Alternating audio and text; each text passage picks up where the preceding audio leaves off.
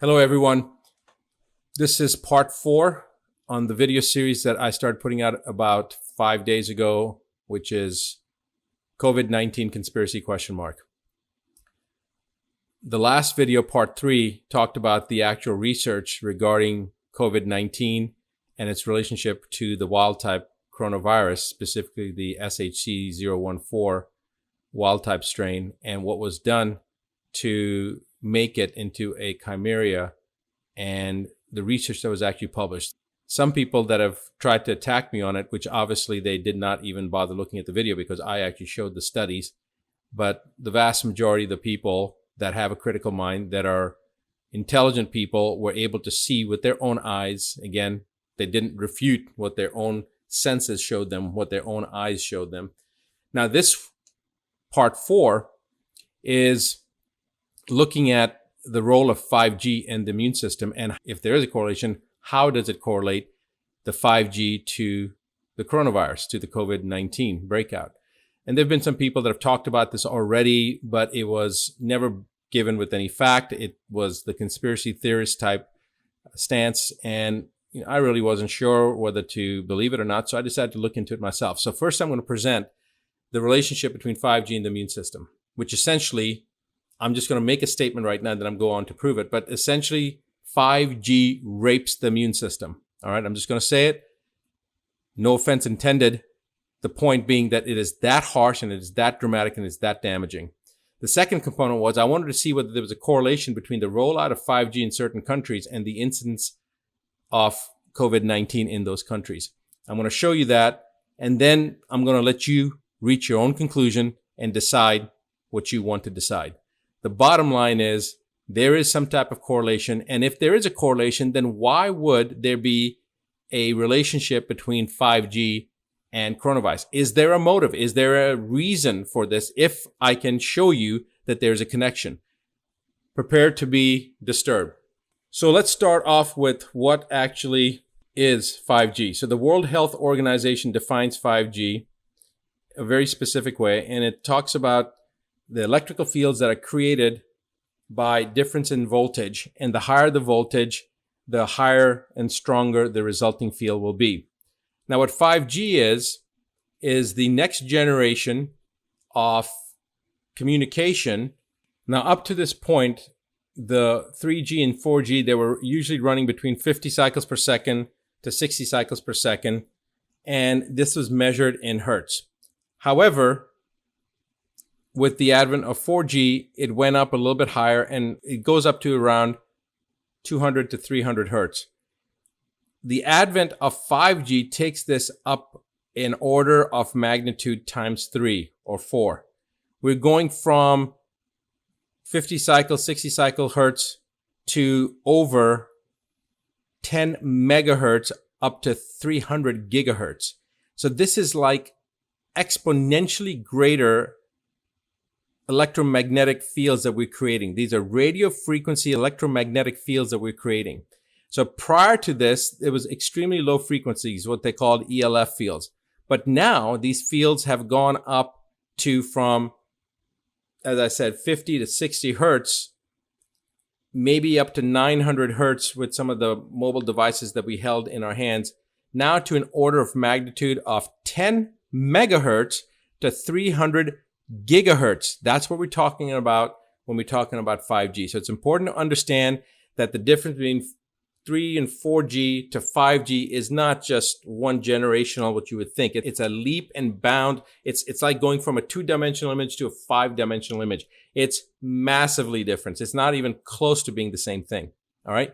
However, the attractive component of 5G dwarfed the actual concerns that we should have had about the rollout of 5G from a health perspective, from a wellness perspective, from a perspective of what does it do to the human physiology or to any physiology, to any living physiology. And that was virtually ignored. The World Health Organization basically took a back stance on this. All right. So what does actually the science show us? Now, there has been talk about 5G and the health risks, as I said before. But this particular article was very interesting because it talked about a war between technology and human beings. So This article was written in May of 2019, and it talked about 180 scientists and doctors in almost 40 countries that are warning the world about the 5G health risks. These scientists responded to Resolution 1815 of the Council of Europe and basically stated that the scientists and these doctors were against the rollout of 5G. And I will just read this to you so that you are aware of what it says. We, the undersigned scientists, recommend a moratorium on the rollout of the fifth generation 5G until potential hazards for human health and the environment have been fully investigated by scientists independent from the industry. The reason they said this was because the studies that have been done were riddled with conflict of interest because the scientists that were doing these studies were vested with the technology companies. 5G will substantially increase exposure to radio frequency electromagnetic fields, which is also, the acronym is RFEMF, for radio frequency electromagnetic fields, and has been proven to be harmful for humans and the environment. Okay? Now, this author goes on to say, if you're not alarmed about 5G radiation dangers, you should be. And we'll talk about a little bit more about this, but I want to point out that this was 180 scientists and doctors in almost 40 countries, but that number significantly increases over the next 6 months, and we'll show you that. Now, 5G cancer is actually a thing, okay? The cities of Brussels and Geneva have blocked trials and banned upgrades to 5G out of this concern. So there are countries in the world that have banned it, that have said, no, we're not going to have 5G allowed. We are not going to tolerate it. Now, again, as I mentioned before, 4G and 5G, the difference is in the terms of gigahertz, all right? 5G comprises technology that promises radio millimeter bands in the 30 to 300 gigahertz, whereas 4G tops out around 6 gigahertz. Now, that's 4G at the most advanced level. Most of the 4G devices were only at around 900 hertz. That's about where, so you're talking about up to about maybe 1 gigahertz, okay? Maybe that was the highest. This is going up. 5G is going up to 30 to 300 gigahertz, 60 to 120 times faster internet, which again is really, really exciting to think about how much convenience it would be. But how many people are going to be enthusiastic about that convenience if it's associated and correlated with cancer and is statistically significant data that has been extrapolated from these studies to show the direct correlation? I don't think anybody would be. All right. So we never worried whether or not our drive time radio shows would fry our brains with the 2, 3, and 4Gs, but with 5Gs, it becomes an issue. While 4G wavelength travel along the surface of the skin, 5G millimeter waves are more insidious. 5G wavelengths are emitted, our skin will automatically absorb them. Now, it's important to mention that when you go through TSA, when you go through the airport security systems, when they take you through these devices where you raise your arm up, that is the same millimeter wave technology. That is the reason I didn't even know this at the time, but it just didn't make any sense to me. And I have never gone through one of those devices. And I fly quite frequently, sometimes as often as once a week. Now, I will tell you that I have missed 2 flights because of the pat downs, and it is a pain in the rear end, but I still refuse to do it because it just didn't make any sense to me based upon the little bit that I knew back then. I've looked at it more. I do know that taking certain supplements through there, I used to write letters for patients to be able to take their supplements through a different system. And I didn't know about the absorption from the skin, but what I didn't know was the significant amount of damage to the immune system that the 5G rendered. That's what I didn't know. Does 5G cause cancer? Many scientists understand microwave ovens are carcinogenic. They cause cancer. Most of these scientists also believe that these waves are mutagenic. All right, mutagenic causes mutation. 5G will be similar to turning on your microwave. There's a good reason why hundreds of scientists are taking actions against the wireless industry. Now, let me talk to you about microwaves. We did a little study, myself and a colleague of mine who has now since passed, and his name is Dr. James Hauer, and we did a small little internal study between his clinic and my clinic to determine what the most significant cause from an energetic basis, what was the most significant contributing cause for cancer. And what we discovered was so alarming. And this was back in 2001. So this was 19 years ago we did this. And the most significant exposure, energetic exposure, for those of you that don't know, I have a 7 toxicity philosophy. And basically, if these 7 toxicities are effectively addressed, where the body is detoxed from these 7 toxicities, by definition, chronic disease cannot exist. Cancer, heart disease, it doesn't make any difference. It can't exist. We have treated patients with end-stage cancer from 93 different countries. We have treated autism and all the difficult to diagnose from all over the world. And I can tell you that we have before and after videos of patients, hundreds and hundreds of patients. In the case of autism, we've treated over 3,800 patients, and we have been able to define quantitatively that if you can eliminate these 7 toxicities, by definition, chronic disease cannot exist. Of these 7 toxicities, the 4th one is the energetic toxicities. The energetic toxicities are things such as electromagnetic radiation, ambient cell phone radiation, microwave technologies, anything that causes an effect from an energetic source on the body. We found, Dr. Harvard and I found 19 years ago, that the most significant adverse effect from any energetic component that a person would experience that was suffering from cancer was from microwaves. And for that reason, I have not had a microwave in my house since 2001. Actually, I'd stopped using it in 2000. So for 20 years in my house or wherever I've lived, there has never been a microwave. In the clinic that I operated, there has never been a microwave in those last 20 years. And I will not tolerate or take in any food that has been put into a microwave. In fact, my children, my 15-year-old son and my 21-year-old son, have absolutely refused to eat anything that has come out of a microwave. In fact, my son, my 15-year-old son, my youngest son, Rahan, has never known the use of a microwave. When he was 6 years old on a vacation in Hawaii, they took a burrito and they put it in the microwave, and he refused to eat it. He wouldn't eat it because he said it was in a microwave. He just would not eat it. So that's how my kids have been raised. Now come to find out that this new 5G network that's rolling out, that is analogous to a massive microwave that's going to be all around us. Not only that, but for each tower that is a 5G tower, it can only generate enough power for anywhere between 3 to 6 homes. Some people say up to 10 homes. Compared to the 4G networks that could power hundreds of homes per tower, now we have to have multiple towers, 5G towers, per 10 houses or 5 houses, whatever it is. In other words, we have to increase the number of towers by a significant order of magnitude in order to be able to have 5G utilization worldwide. It will not be like 4G. It will be much higher frequency of towers. And then, of course, we know the amount of energy that these things are putting out with the millimeter wave on the order of magnitude of gigahertz, going from 900 hertz to 30 to 300 gigahertz. It's astronomical amounts of microwave technology now we're going to be exposed to. Going on, the wireless industry is not just building an infrastructure that provides faster downloads, it's building a global microwave oven. They said it themselves. 5G towers and mini stations are extremely dangerous because of the intensity of the technology. It will also require millions of more mini cell towers than before, potentially 1 tower per 2 to 8 houses. All right, so what I had read before was anywhere from 2 to 10. Some people said 2 to 6, so 2 to 8 houses. We don't know the exact number, but that's what they're estimating.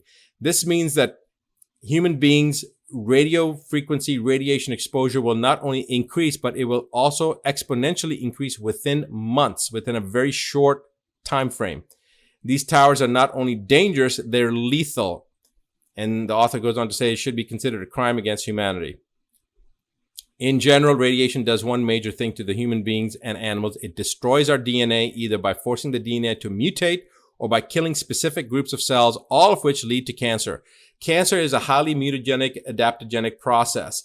And when a person goes into the hospital and gets an x-ray because they broke their leg or they needed to have a chest x-ray or whatever, what's happening is there is radiation being introduced into the body. That's the reason that the radiologists or the radiation techs will wear lead to protect themselves. All right. Now, this is a question I've always asked.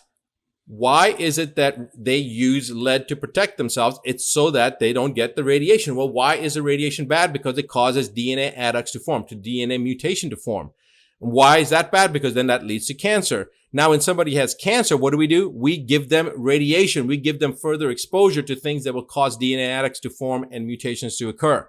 So that is a fundamental reason that radiation therapy is something to me that is counterproductive and doesn't make any sense. Why it's done? Because it defies logic.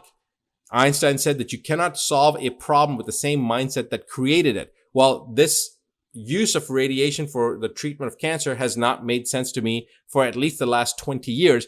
Now, what are we doing? We are actually promoting through something non-medical a technology that is going to expose our DNA to much higher levels of damage that can then lead to these DNA adducts to form and mutation to occur, which will then lead to cancer.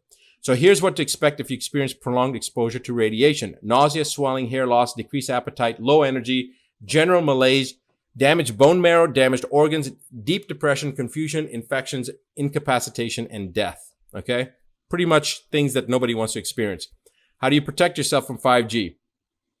Cell tower radiation health effects are real because there will be thousands of these towers and stations in every city. It will almost be impossible to avoid them. Given how addicted we are to our devices, the general public will tend toward risking life and limb to support our screen-related addictions. Now, here's the thing.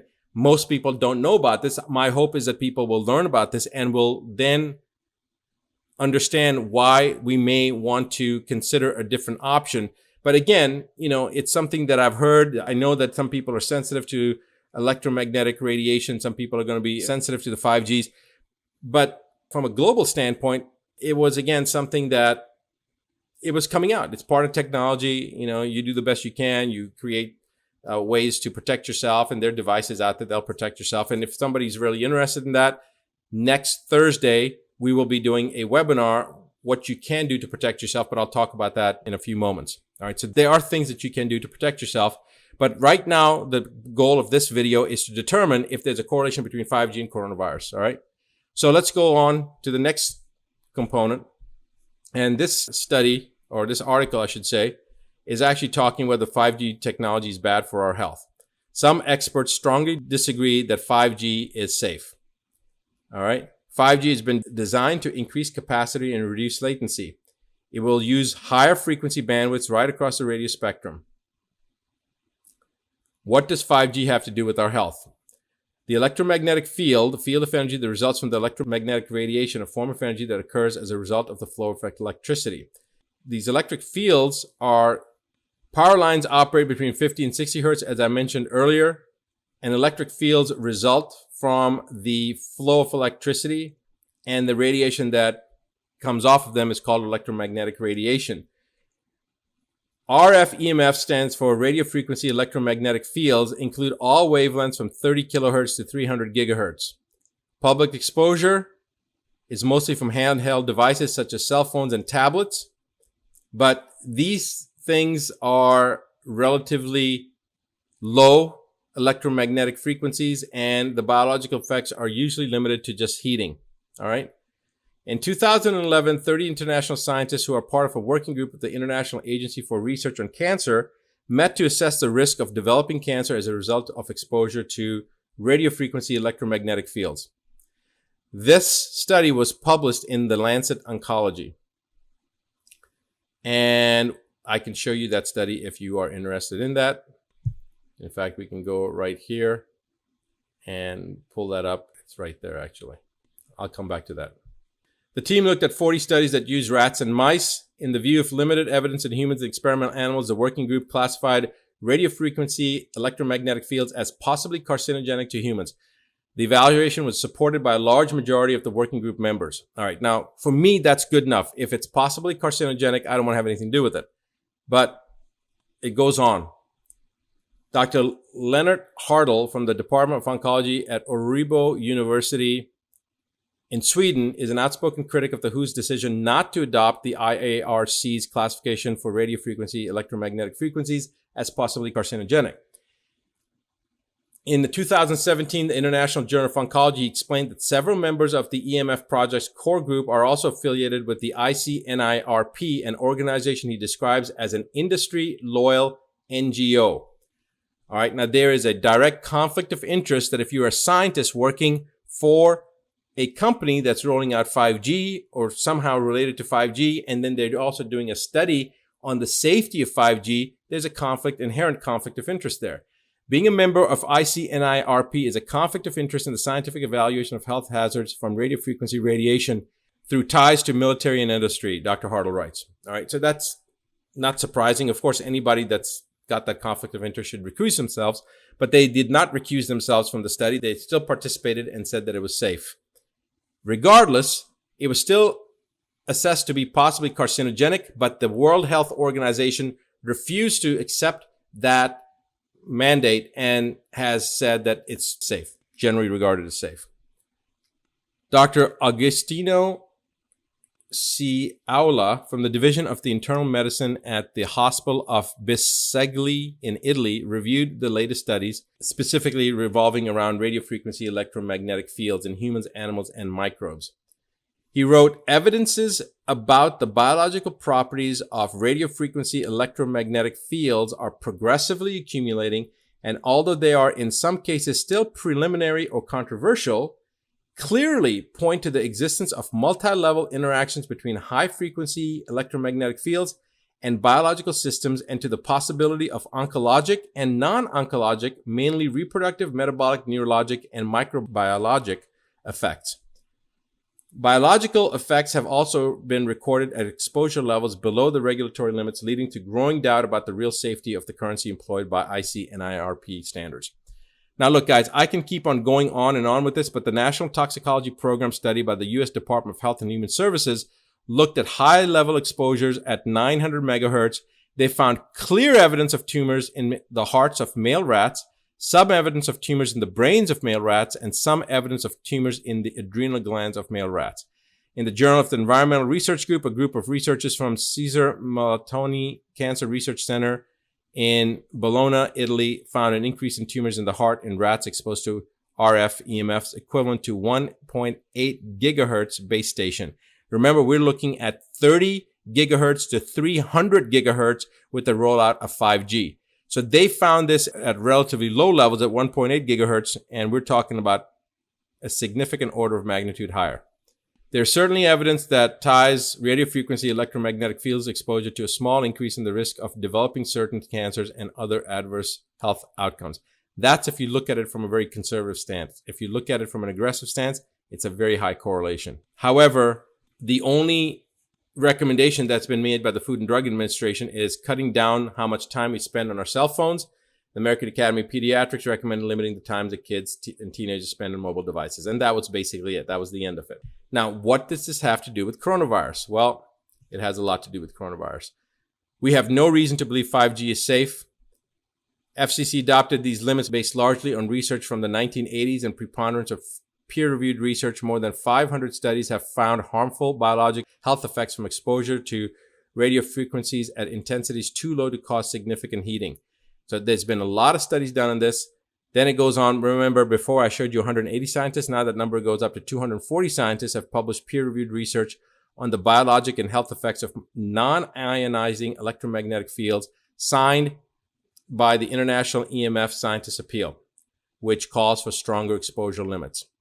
These scientists have published more than 2,000 papers and letters on EMFs in professional journals. Appeal arguably constitutes the majority of the experts on the effects of non-ionizing radiation. Now, I talked about the millimeters waves before, and I'm not going to repeat it again, but basically short-term exposure to these millimeter waves, the same stuff that you go through the security checkpoints at TSA, at the airports, short-term exposure can have adverse physiological effects in the peripheral nervous system, the immune system, the cardiovascular system. The research also suggests that long-term exposure may pose health risks to the skin, including melanoma, the eyes, which is ocular melanoma, and the testes, testicular sterility or testicular cancer.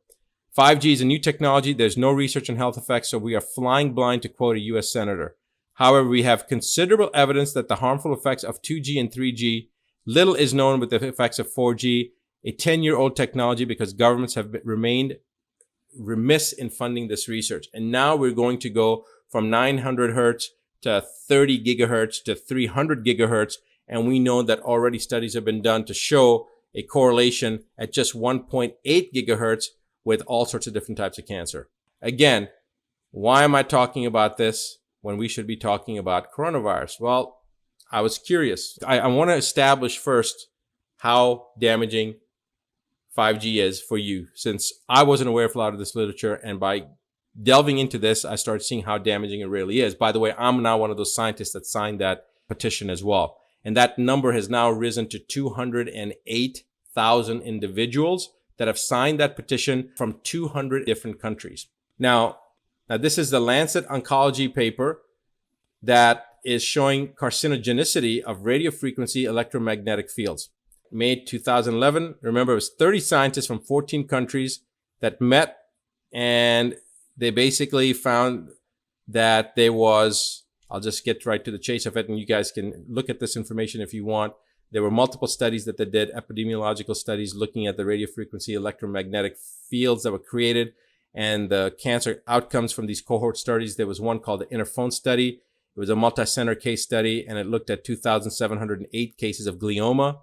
There was also a Swedish research group study that was done that looked at two very similar studies, and they basically looked at a total cases of 1,148 glioma cases.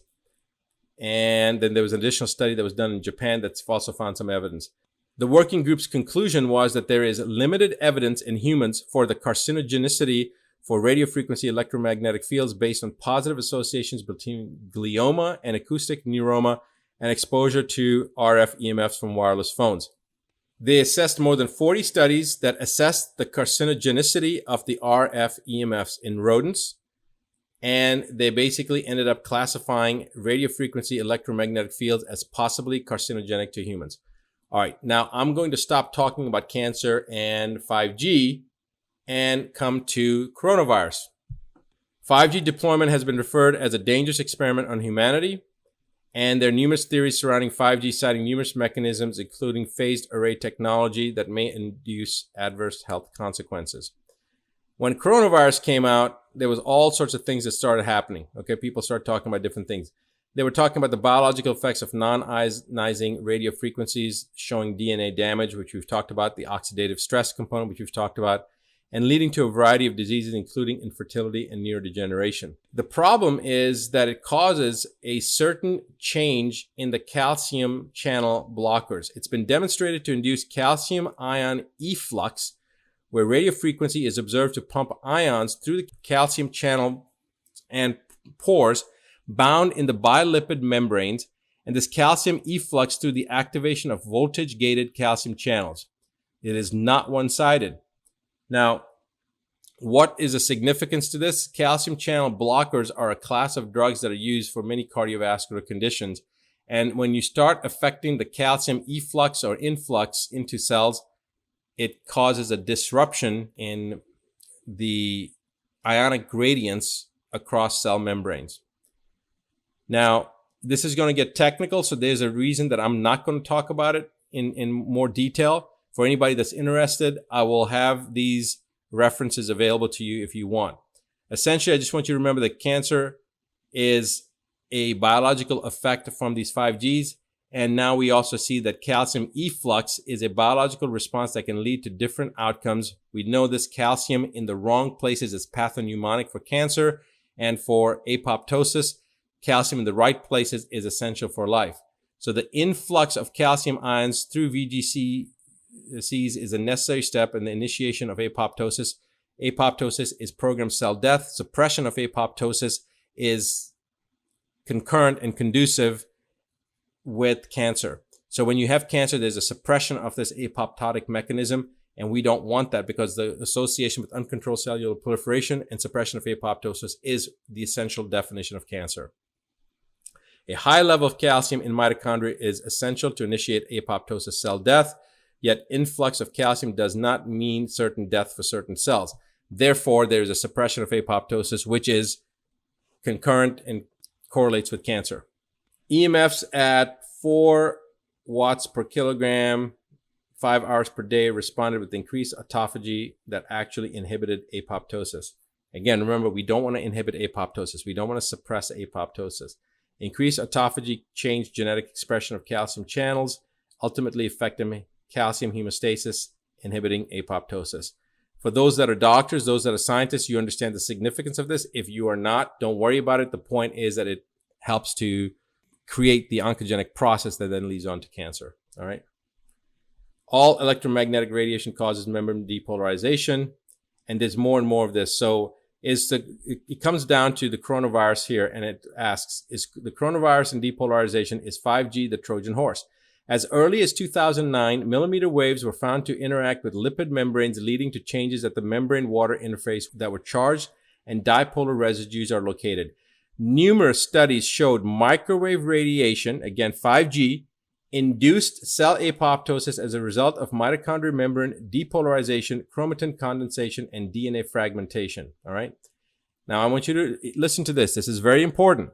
The COVID-19 and other coronaviruses like SARS coronavirus encode proteins known as envelope E proteins that can modify host cell membrane permeability in order to gain entry into host cells, promoting replication, release, and proliferation. These proteins are able to form ion channels to induce membrane permeability changes. This is very important because a coronavirus is an enveloped virus, just like the hepatitis C virus. It's an enveloped virus, and it allows essentially the burrowing through the cell membrane that then creates issues where the ion channels essentially start to leak. Okay, that's a very rudimentary way of explaining it. But these proteins are able to form ion channels to induce membrane permeability changes. It can cause a disruption, these proteins that are found that are associated with the coronavirus, with the COVID-19 and other such types of viruses. Membrane permeabilization can be the direct cause of depolarization leading to apoptosis. The successful invasion by coronavirus enveloped proteins as a result of membrane integrity already severely compromised from constant exposure to EMRs is analogous to the role of the Trojan horse in the fall of Troy. What does that mean? That means that it's cloaked, and we don't even realize that basically the 5G is helping to make the coronavirus accessible to the cells and allows it to get into the cells easier than it would were there no 5G around, is what this is saying. All right. So is it possible that the deployment of 5G technology exacerbated the vulnerability to the attack by COVID-19? The bulk of the evidence presented points to the fact that all frequencies of EMR, from those from the sun to basic electricity, have the ability to alter membrane potential, without a doubt. The only difference is that 5G is where normal electromagnetic fields that are being generated from power lines and from our devices is 50 to 60 hertz, all the way up to maybe 900 hertz. We're not talking about with 5G rollout. We're talking about 30 to 300 gigahertz. Much, much different. All right. Now, this is asking the question if 5G could have potentiated the effects of COVID-19. But I wanted to know, is it possible that just looking at the areas in the world that were affected the most, is it possible that there was a correlation? So this thing comes out, is coronavirus linked to China's rollout of 5G biowarfare? The question was asked, and it was a good question.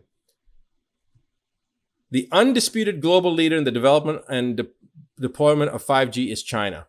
Undisputed. Nobody argues with that. By the way, this was in February 2000.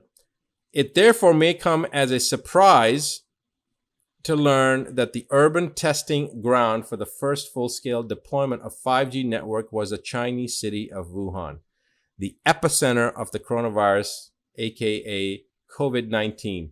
Is this a mere coincidence, or is there a link? On April 6, 2018, an official statement on the website of the Chinese province of Hubei announced that the city of Wuhan, with approximately 11 million residents, would be the pilot city for the deployment of 5G.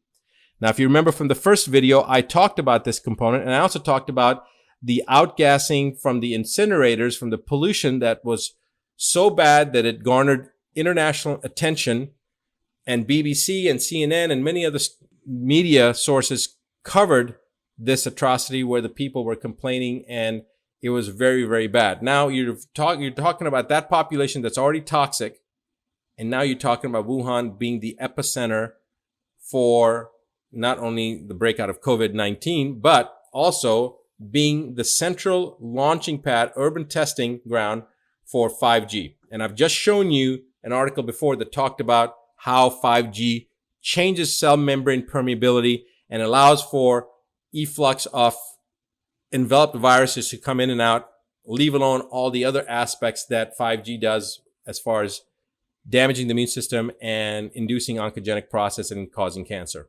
By the way, let's just go to that. Here it is. April 2018, Wuhan as a pilot city to build 5G telecoms has been approved by the central government. 3,000 macro base stations and 27,000 micro base stations will soon be constructed. By the end of 2018, the trial will use a technology will start in various pilot areas. It is expected to be accessible by users at the Military World Games in 2019. By 2020, 5G network will cover every corner of the city and will be available at an affordable price. Again, 5G network coming to Wuhan, April 2018. All right. I'm just going to go on from here. I wanted you guys to see this. And in fact, let me just make sure you guys can see this. Again, April 2018, Wuhan, 3,000 macro base stations, 27,000 micro base stations will soon be constructed. So now I'm going to ask a question.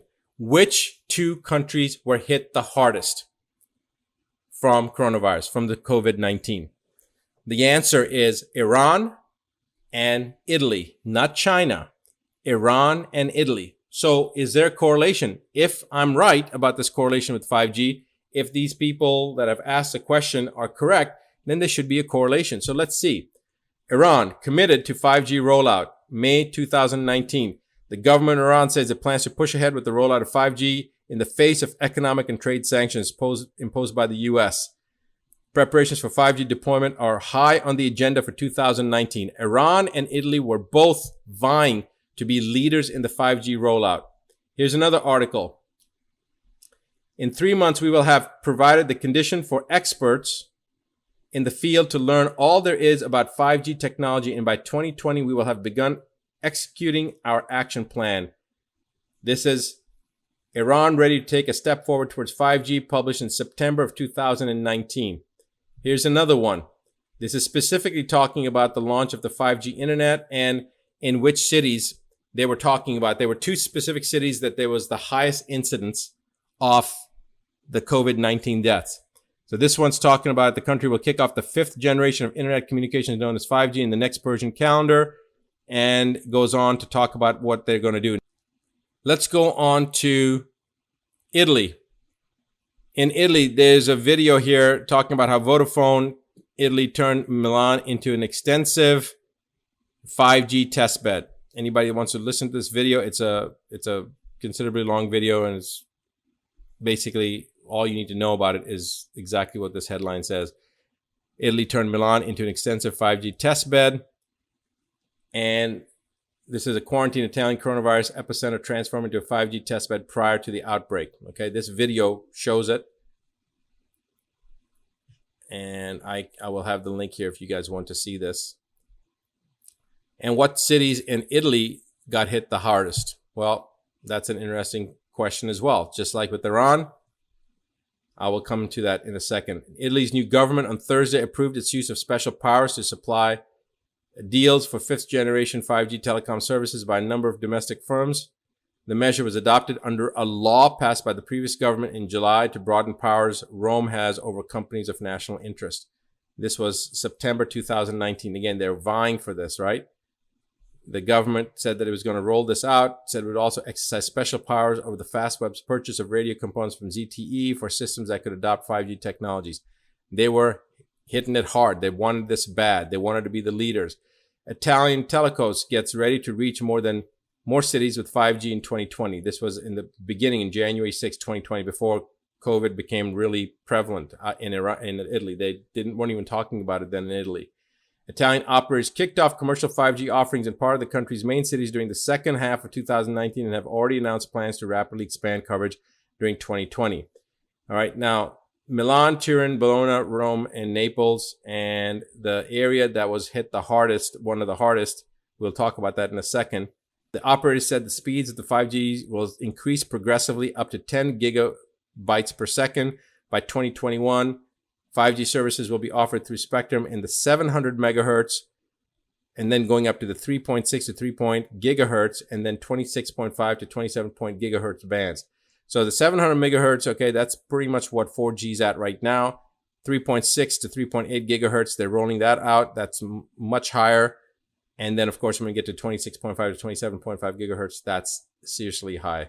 2019 June, local operators announced a strategic agreement leveraging operators' respective assets in order to accelerate the rollout of the national 5G network. And then it goes on. They announced the completion of the national 5G spectrum tender in 2018 for a total cost of 6.55 billion euro. What cities? A little city by the name of Lombardy has the highest number of deaths related to the coronavirus. That was just released at towards the end of March 23rd, March 24th.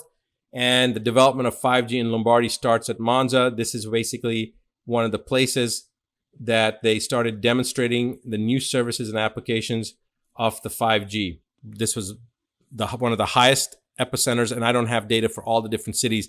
But again, I wanted to look at the cities, the countries, and the rollout of 5G. So Wuhan, where the epicenter of coronavirus, the COVID-19 started, it was the same month, December, that they launched those towers. And then you've got Italy and Iran with the two highest casualty rates. And both of those countries had 5G rollouts at the same time. And both of them were vying to be leaders in the 5G industry. Now, remember what I told you in the beginning of the third video, part 3.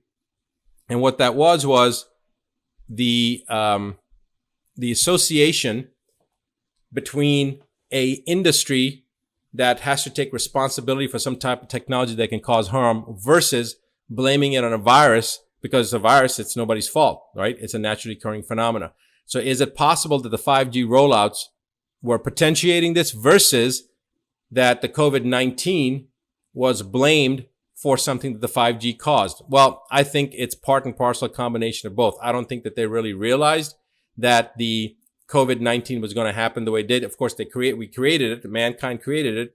It was developed, as we talked about on part 3, which is I showed the studies at the University of North Carolina, Chapel Hill. That's where the technology was developed, and it was taken back to Wuhan, and the alteration of these chimeric viruses that created COVID-19 based upon the SHC014 surface proteins on top of a backbone of a SARS coronavirus component, and then had orthologs that were placed into this.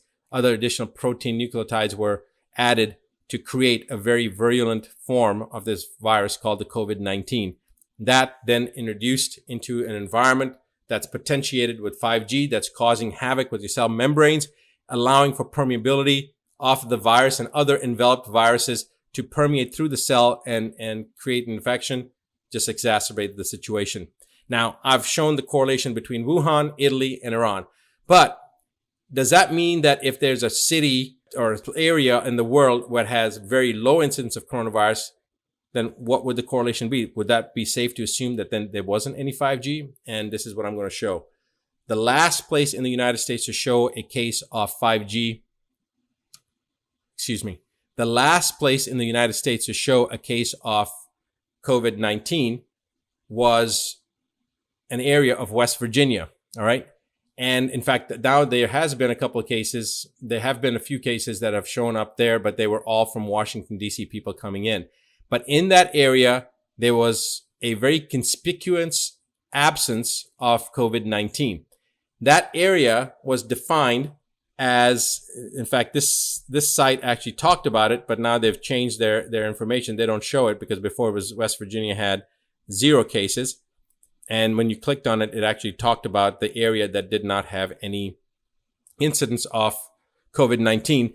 But this area is called the National Radio Quiet Zone, and it was established by the Federal Communications Commission in November 1958.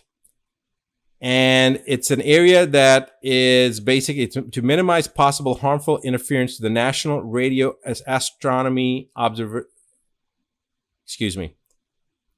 it was established to minimize possible harmful interference to the National Radio Astronomy Observatory in Green Bank, West Virginia, and the radio receiving facilities for the United States Navy in Sugar Grove, West Virginia. All right. So it's to minimize possible harmful interference to the National Radio Astronomy Observatory. It encloses a land area of approximately 13,000 square miles near the state border between Virginia and West Virginia. And there was a very, very conspicuous absence of COVID-19 up until I think it was March 21st. It's only about 4 days ago did the first case show up there, and it showed up from somebody traveling from Washington, D.C. So anyway, I just wanted to show that. Here is the scientists who have not wanted the implementation of 5G. September 13th, 2017. That time it was 180 scientists. That number has now grown considerably. I don't know exactly how many scientists, but a total of 208,000 people have signed it, of which I think about over 1,000 are scientists and doctors from 204 countries, from what I understand. Recommend a moratorium on the rollout of the 5G telecommunications until potential hazards for human health and environment have been fully investigated by scientists independent from the industry. Radio frequency electromagnetic fields have been proven to be harmful for humans and the environment. 5G technology is effective only short distance. It is poorly transmitted through solid material. Many new antennas will be required, and full-scale implementation will result in antennas every 10 to 12 houses in urban areas, thus massively increasing mandatory exposure. Many scientists from many countries have expressed their serious concerns regarding the ubiquitous and increasing exposure to EMFs generated by electric and wireless devices already before the additional 5G rollout.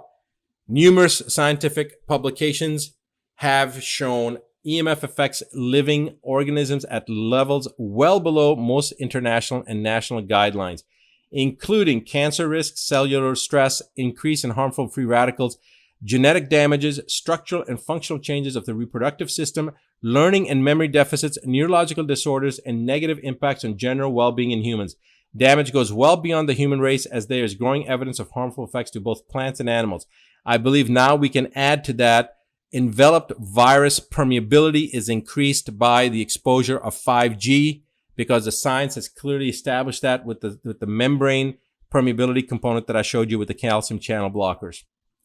The world's largest study, $25 million of the National Toxicology Program, shows statistically significant increases in the incidence of brain and heart cancers in animals exposed to EMF below the ICNIRP, the International Commission on Non-Ionizing Radiation Protection guidelines, followed by most countries. These results support results in human epidemiological studies on radiofrequency radiation and brain tumor risk.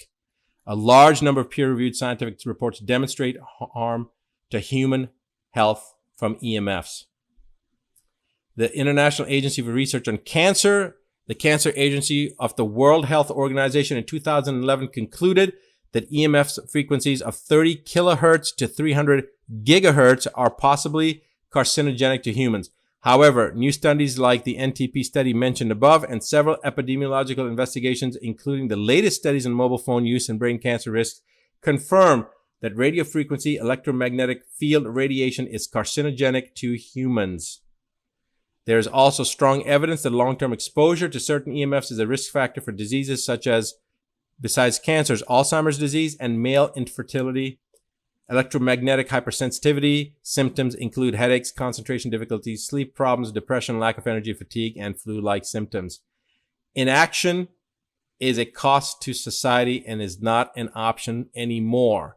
By us sitting on the sidelines thinking that this is not going to affect us, you have now been shown how it is affecting you. We unanimously acknowledge the serious hazard to public health, that major primary preventive measures are adopted and prioritized to face this worldwide pan-epidemic in perspective. And what's the conclusion? The conclusion is still, what is the scientific evidence related to RF and health? The Federal Communications Commission regulates RF emissions from wireless devices. It has reaffirmed its safety standards on a unanimous and bipartisan basis, saying, get this, guys, this is the Federal Communications Commission reaffirmed its safety standards on a unanimous and bipartisan basis, saying there is no evidence to support that adverse health effects in humans are caused by exposures at, under, or even in some cases above the current RF limits. Indeed, no scientific evidence establishes a causal link between wireless device use and cancer or other illnesses. I just showed you studies. I just showed you the physiology. I just showed you permeability. I just showed you evidence of multiple scientists in multiple countries talking about how dangerous this is. And the Federal Communications Commission still says, hey, guys, it's safe.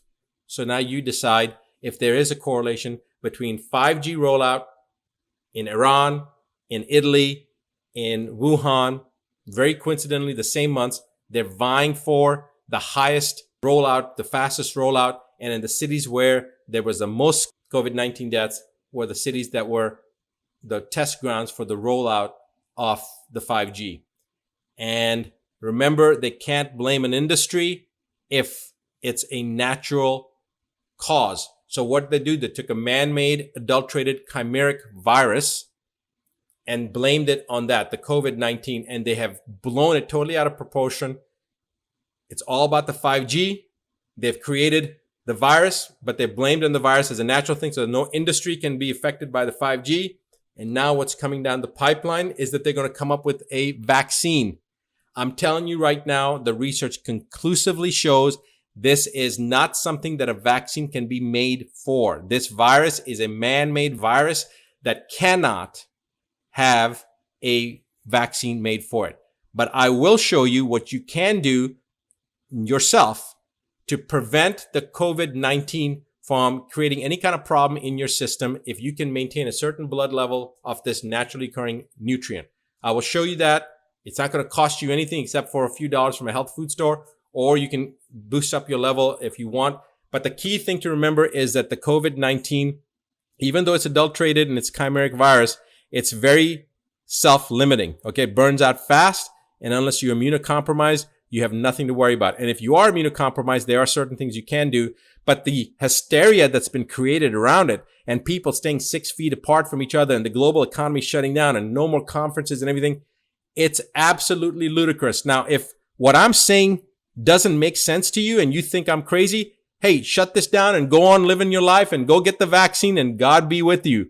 For the rest of you that have a critical mind, that understand basic fundamental concepts, that can follow a logical sequential thought process, you now see the truth. And for those of you that understand this, then there's a conference coming up on May 23rd to May 26th. Okay. I'm going to give you a plug. The Advanced Medicine Conference, the second annual conference. We have some of the leading healthcare providers from all over the world that are going to be presenting there. So we welcome all. You don't have to be a doctor or a healthcare provider to come, but some of the people that are going to be there are healers from all over the world. Dr. Bruce Lipton is going to be one of the speakers there. And when I put out the notice to the speakers that we were not going to cancel, within 10 minutes, I had 3 of the speakers from 3 different parts of the world contact me and say, thank you, Rashid, for taking a stance. Thank you for not succumbing to this paranoia, to this BS. So guys, I welcome you to come to Advanced Medicine Conference. And if you are concerned about the COVID-19, then you really should be at this conference so you can understand what the facts are.